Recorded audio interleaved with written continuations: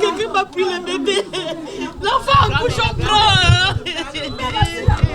48 heures après la disparition d'un nouveau-né à la maternité de l'hôpital Baptiste d'Ekoundom, annexe de Bingo, à quelques mètres du carrefour de l'Amitié, dans le 4e arrondissement de Yaoundé, la famille continue à faire le pied de grue dans l'enceinte de cette formation hospitalière. Inconsolable, ses membres réclament leur bébé disparu samedi dernier. Nous voulons voir notre bébé. Je veux voir ma fille.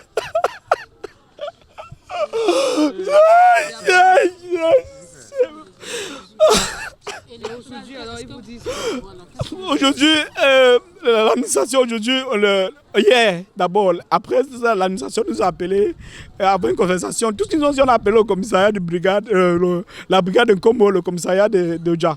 Pour les enquêtes. Les enquêtes sont en cours. On nous a entendus et on a entendu celle aussi qui était dans la salle. Et bon, on n'a pas de suite. Jusqu'à présent, depuis hier, on n'a pas de suite. Il n'y a aucune information qui nous est parvenue. La famille relate. Le malade là qui vient là dit que est-ce qu'on est venu te donner le bébé? Ton bébé n'est plus dedans. Hein? Elle sort, elle part dedans, elle voit son bébé. Elle commence à crier. Personne derrière elle. Plutôt on la calme seulement. Quand elle demande le numéro du responsable de l'hôpital, on la donne un faux numéro. Elle appelle, ça ne passe pas. Voilà un bébé de 3 jours qui a disparu à l'hôpital Baptiste d'Nkoundom Yaoundé. Et jusque là, on ne nous fait pas savoir là où le bébé se trouve. Maman, intervenez. La gendarmerie est en train de faire leur travail qu'on attend. C'est tout ce qu'ils nous disent quand on leur pose la question. Ils disent seulement qu'on attend, c'est tout. L'avocat de la famille ainsi que l'huissier de justice commis sont descendus sur les lieux pour faire le constat. Pour l'homme de Troyes, l'affaire comporte des zones d'ombre qu'il faut élucider. La situation est malheureuse. L'enquête est en cours, ce qui est déjà une bonne chose. Et de notre point de vue de juriste, véritablement, il faut le dire, il y a beaucoup de zones d'ombre. Parce qu'on ne peut pas comprendre que dans une maternité, déjà, on vous dit qu'il n'y a pas de caméra de surveillance.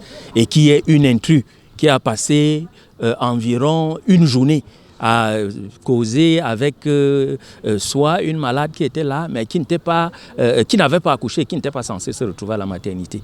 Et donc, tantôt, elle se dit être la copine de cette malade. Et à cette malade, selon ce qu'elle nous a dit, selon les constatations de l'huissier, elle lui fait savoir qu'elle était plutôt avec la maman du bébé.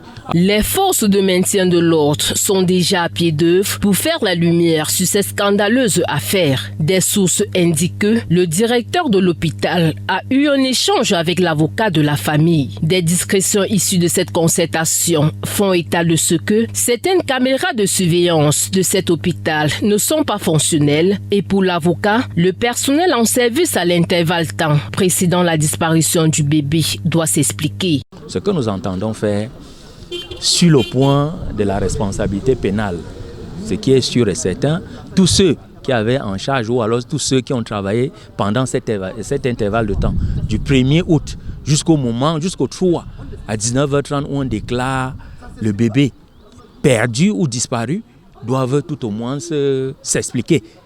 Alors, du point de vue de l'hôpital, sa responsabilité pénale ne peut pas être ignorée. C'est une structure privée. Qu'est-ce qu'elle fait de sa réputation ?